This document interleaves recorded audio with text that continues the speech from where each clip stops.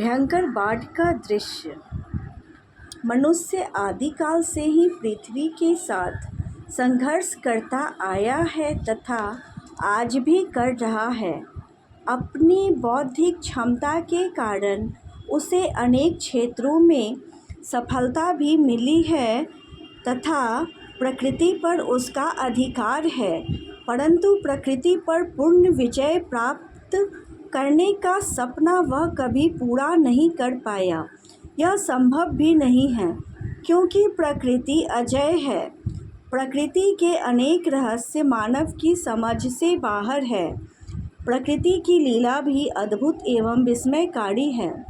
प्रसन्न होने पर यदि प्रकृति आनंद का स्रोत प्रभावित करती है, चारों ओर उल्लास एवं ताजगी बिखेरती है, तो कुपित होने पर विनाश का तांडव भी करती है, जिसके कारण चारों ओर त्राही त्राही मच जाती है।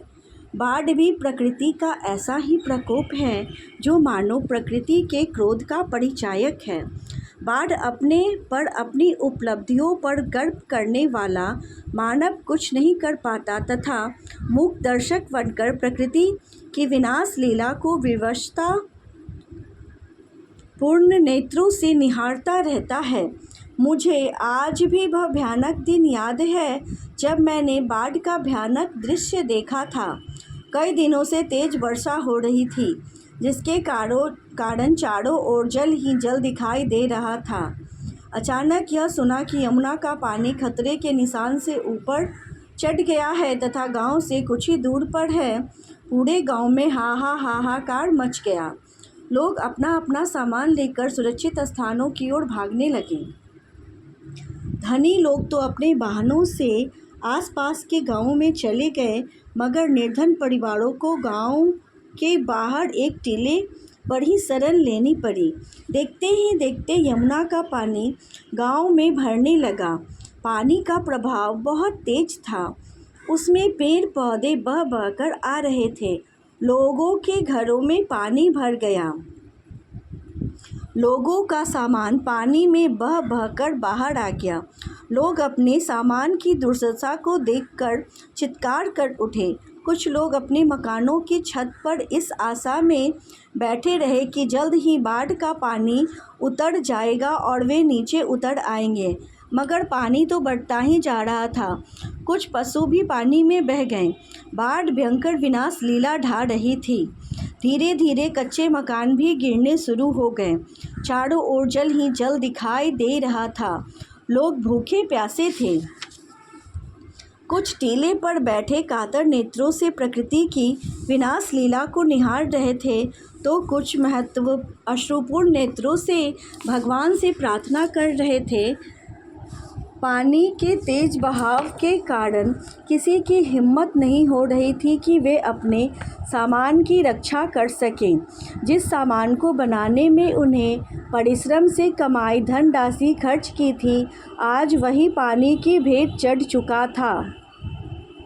सब प्रकार की गंदगी बहकर आने के कारण चारों ओर दुर्गंध भी फैल रही थी। हजारों लोग बेघर बाढ़ हो गए थे। मलेरिया, हैजा जैसी बीमारियां फैलने का भी पूरा खतरा बना हुआ था। कल तक जहां लहलहाती फसलें खड़ी थीं, वहां जल ही जल दृष्टिगोचर हो रहा था। खड़ी फसल पूरी तरह नष्ट हो गई थी। भूख और प्यास के मारे लोगों का बुरा हाल था। यह स्थिति 2 दिन तक रही। तीसरे दिन पानी का प्रभाव कम होता गया और पानी उतरने लगा। लोग बाग टीले से उतरकर नीचे आए, मगर उनके घर तो बाढ़ की भेंट चढ़ चुके थे। अब समस्या थी कि वे कहाँ रहें। 3 दिन बाद सरकार की ओर से सहायता शिविर लगाए जाने लगे तथा अनेक लोगों को उनमें शरण लेनी पड़ी। सबसे दुर्भाग्यपूर्ण दृश्य तो उस समय देखने को मिला जब कुछ असामाजिक तत्वों ने बेचारे बाढ़ पीड़ितों का बचा खुचा माल भी साफ करना शुरू कर दिया। गांव के अधिकांश बच्चों को उल्टी दस्त की बीमारी लग गई। यदि समय पर सरकारी सहायता न आती तो उनमें से अनेक अपने प्राणों से ही हाथ धो बैठते। अनेक समाज सेवी संस्थाओं ने इस समय इस अवसर पर दिल खोलकर सहायता प्रदान की। उनकी ओर से दवाइयाँ, खाने पीने का सामान तथा कपड़े आदि वितरित किए गए। सभी को बिस्तरे और कंबल आदि बांटे गए। सेना के जवान तथा स्वयंसेवक नावों में बैठ कर लोगों को सुरक्षित स्थान पर पहुंचाने के कार्य में जुटे हुए थे, तो दूसरा दल उनके भोजन, आवास एवं चिकित्सा की सुविधाएं जुटाने में संलग्न था। लगभग 8 दिन बाद बाढ़ का पानी उतर गया, पर पूरा पानी सूखने में कई महीने लग गए। लाखों रुपए की संपत्ति नष्ट हुई। सरकार ने किसानों को मकान बनाने के लिए आर्थिक सहायता प्रदान की।